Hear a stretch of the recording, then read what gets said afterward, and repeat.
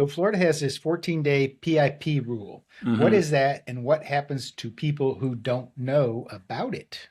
Okay, so we have this statute in Florida. It's Florida Statute 627736, and it was enacted around, I think it was like 1976. The reason why they enacted it is because they wanted people who are in car accidents to receive medical care quickly, and they want their bills to be paid within 30 days, which is also pretty fast. It's a $10,000 limit, and it has to be $10,000. The insurance companies can always issue more, but they typically don't. So it's $10,000. And now imagine 1976, it was $10,000, right? Yep. Today, that number is still $10,000. So it kind of shows you how antiquated this law is because $10,000 in a motor vehicle accident where you have somebody who suffered many damages, a lot of medical damages, that's barely going to make a dent into the medical bills that they're going to get, especially if they go to a hospital or if they're taken by an ambulance or whatever. I'm sure you're aware that those bills are very high. And that $10,000 is going to be gone within the first hour or 2 hours that that person, the injured client, is at the hospital. So, under the law, you have to treat within 14 days. If you do not receive treatment within 14 days after the date of an accident, the insurance company can literally say you did not treat within 14 days, you are not entitled to PIP, personal injury protection insurance in Florida. So it's a defense for the insurance companies to say you didn't treat within 14 days, so personal injury protection insurance is not available to you. And that's why it's So important to does treat. that I'm sorry? so if so does I want to just dig a little bit deeper there. So if you don't treat within 14 days because you have that the PIP, and I do remember this from living in Florida.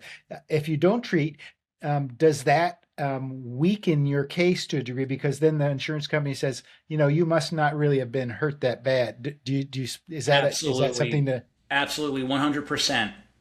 It's very important for people to get medical treatment after an accident, even if it's a fender bender, because a lot of the issues that come up with the body after, say, a fender bender, it doesn't happen until a few weeks down the road. So you may feel fine after the accident, and it could be adrenaline or whatever, but the next day or 3 days or a week or 2 weeks, all of a sudden you start feeling pain in your back, and that's from the accident.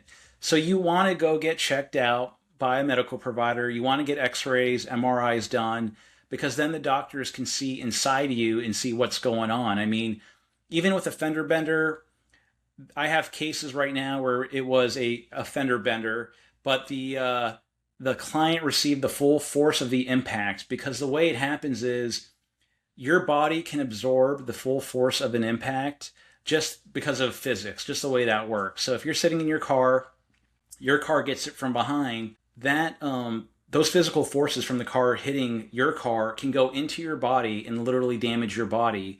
So I have one client right now, and she has 8 herniations, 8 in her back, because of a minor bump behind her, and that happened in Clearwater. I think that was about 2 months ago. But yeah, it's vital because if the person does not seek treatment and isn't constantly treating with medical providers, the insurance company can easily say, well, you must not be that hurt.